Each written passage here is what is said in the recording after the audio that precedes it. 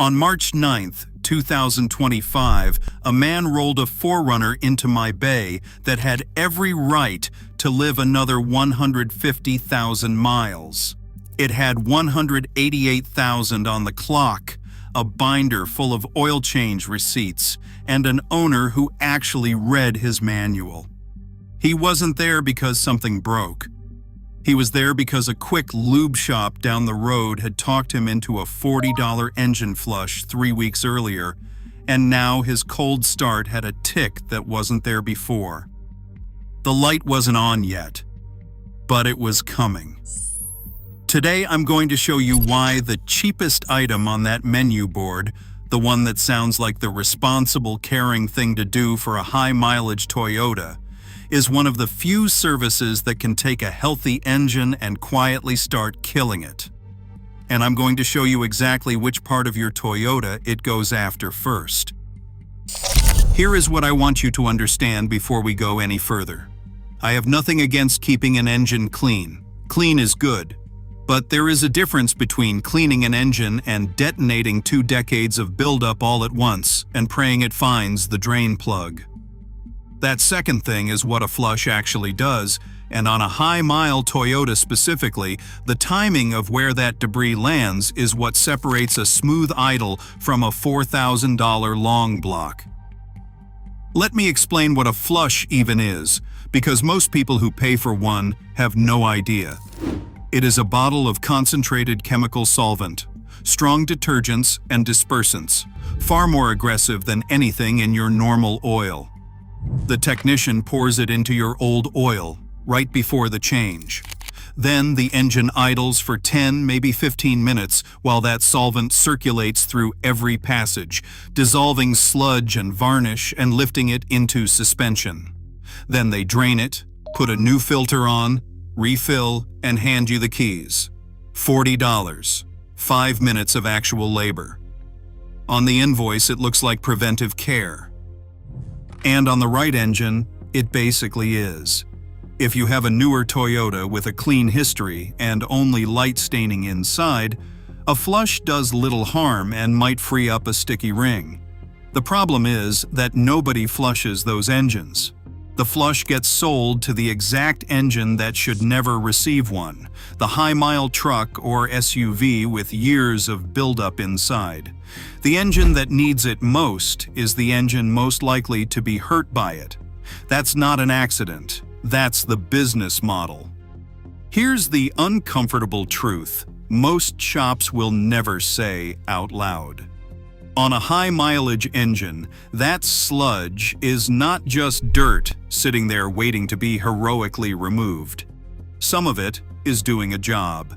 It is packed into worn seal clearances, plugging tiny gaps that have opened up over 180,000 miles, and it is quietly holding oil where it belongs. When you blast it loose in 15 minutes, you do not just clean the engine, you strip the only thing that was compensating for 2 decades of wear. Seals that were technically shot, but sealing suddenly start weeping. And that is actually the good outcome. The bad outcome is where this becomes a Toyota story specifically. Picture the inside of your engine as a city's plumbing. The oil pump pulls oil up through a single intake, a pickup tube with a fine mesh screen on the end, sitting at the bottom of the pan. Every drop of oil your engine uses has to pass through that one screen. Now, all the sludge that solvent just dissolved doesn't politely march out the drain plug in an orderly line. A lot of it breaks loose as chunks and flakes, floating in suspension, looking for somewhere to go. And the lowest point in the system where everything settles is exactly where that pickup screen lives. When debris packs that screen, oil flow drops, oil pressure drops, an engine starved of oil at the top end starts eating itself. Scored bearings, a hammered timing chain, the kind of damage that doesn't announce itself politely. I have personally seen a pulled pickup screen caked solid, and the bearings behind it scored like someone took a file to them. That engine got replaced. The owner spent thousands chasing a problem a $40 bottle created. But Toyota gave us a second, smaller choke point that is even more sensitive, and this is the part almost nobody talks about. Your Toyota's variable valve timing system, VVTi, runs on oil pressure. It uses oil to physically rotate the camshafts and adjust your timing on the fly, hundreds of times a minute. And the heart of that system is a little device called the Oil Control Valve, the OCV, that meters oil to the VVTi actuators. To protect it, Toyota installed a tiny mesh filter screen right in front of it. A screen with openings so fine that it makes the oil pump pickup look like a storm drain. That little OCV strainer is a known weak spot on Toyota engines. Search any Tacoma, Tundra, 4Runner, or Highlander forum, and you will find owners chasing cam timing codes P0011, P0012, P0021, P0022, P1349, and over the culprit is the same. A strainer screen choked with sludge, starving the VVTi system of the oil it needs to do its job. Toyota even issued service bulletins around oil control valve problems on these engines. It is, in the truest sense, the canary in the coal mine. So now, connect the two halves. A high-mile Toyota with buildup gets a flush. The solvent dissolves years of sludge into a slurry of suspended debris.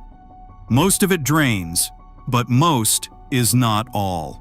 The leftovers go looking for the lowest, finest gaps in the system, and on a Toyota, the finest gap is the VVTi oil control valve screen.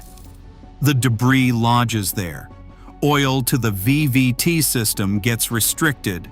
The cam timing drifts out of spec, and a few hundred miles later, that owner is standing in a bay with a check engine light, cam timing codes, and a rough, cold start, wondering what went wrong when all I did was a maintenance flush. That's the tick I heard in the 4Runner. That's not a coincidence. That's mechanism. Think about it like this. Imagine you have an old house with hard water buildup coating the inside of every pipe. It is ugly, but the water still flows and nothing leaks. Now imagine someone pours a drum of industrial acid through the whole system in 15 minutes to clean it out. All that scale lets go at once, and it does not vanish. It travels downstream and packs solid against the first narrow fitting it reaches, and now you have no water to half the house. You did not clean the plumbing. You relocated the problem to the worst possible spot and made it solid. That is a flush on a sludged Toyota. The VVTi screen is that narrow fitting. And here is the other half of the damage, the part that happens during those 15 minutes of idle. That solvent is so aggressive that it thins your oil while it works. The engine is sitting there running on oil that has lost a chunk of its protective film. It is only idling, so the loads are low and it usually survives, but on an engine with existing wear, you are asking already tired bearings to run with reduced protection at the exact moment you have filled the oil with abrasive grit. It is a bad combination, and it is running the whole time the tech is checking his phone. Now, the question you should be asking, the one that separates an informed Toyota owner from easy prey, is why this thing is even on the menu. And the answer is the most honest part of this whole video. It is on the menu because it is pure margin. A bottle of Flush costs the shop a few dollars. They charge you $40. It takes 5 minutes and zero skill. It does not require a diagnosis, a lift, or a conversation. It sounds responsible when the shop says, "We will flush out all that old gunk for you." That line lands on a worried owner's ears as exactly what a good shop should offer.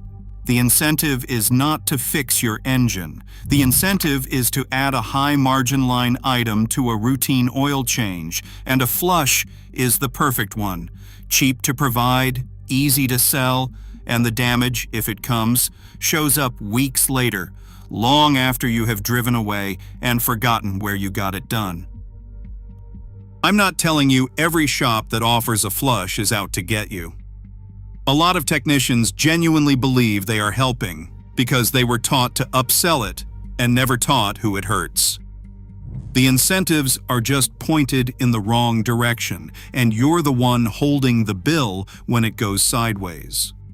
So let me be just as honest about the other side, because I do not want you walking away thinking your engine is fragile or that cleaning it is bad. Your engine is not fragile. Buildup is a real problem. Sludge genuinely does choke oil passages and that same VVTi screen over time if you neglect it. The goal was never to leave your engine dirty. The goal is to never let it get dirty in the first place. If it already is, clean it the way it actually wants to be cleaned, slowly. Here's what that looks like. If your Toyota has high mileage and a questionable history, you don't reach for a solvent grenade.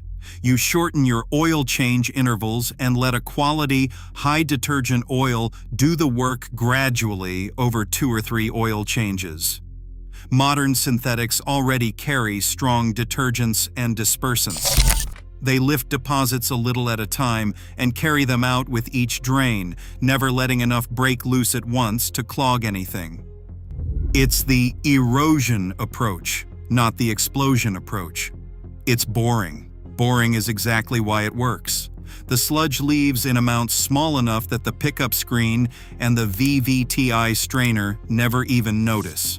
If you suspect that little oil control valve screen is already partially clogged, if you're hearing VVTi rattle on cold start or chasing a cam timing code, the right move is to pull it and clean it directly. It's a known service item on these engines. A patient afternoon with the strainer out, cleaned properly, and a fresh oil change does more good and zero harm compared to dumping chemicals in and hoping. And if an engine is so far gone that it's full of hard, tar-like sludge, the answer was never a flush in the first place.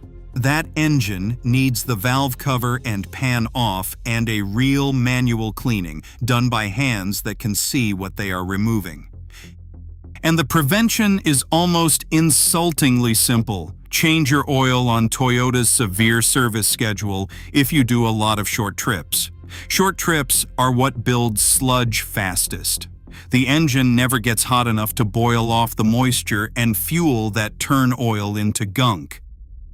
Use a quality synthetic and an OEM filter that has the right bypass valve pressure to protect that VVT system. Keep your PCV system healthy. Do that, and your engine never reaches the point where anyone can scare you into a flush. Here's the mindset shift I want to leave you with. A clean engine is not something you buy in a $40 bottle at the counter. It's something you earn 5,000 miles at a time. The flush is the shortcut, and on a high-mile Toyota, the shortcut is the trap. The owners who get burned aren't careless people. They are careful people who said yes to something that sounded careful. The whole danger lives in that gap between how responsible it sounds and what it actually does to the one engine you can't afford to gamble with. So the next time you're sitting in that waiting room and a service writer slides a flush across the counter as a little something extra for your truck, you'll know exactly what it is, exactly where that loosened debris likes to land on a Toyota, and exactly why the engine they're most eager to flush is the one that can least afford it. You'll be able to smile, say no thanks, and protect a drivetrain that was built to run for 250,000 miles, as long as nobody talks you into helping it the wrong way. If this changed how you think about that little flush bottle, hit like. So more Toyota owners see it before they say yes to one. Subscribe if you want the breakdowns that keep money in your pocket and your truck on the road. And if a shop has ever sold you a flush on a high-mile engine, drop it in the comments, because the most expensive maintenance isn't the kind you skip. It's the kind you were talked into.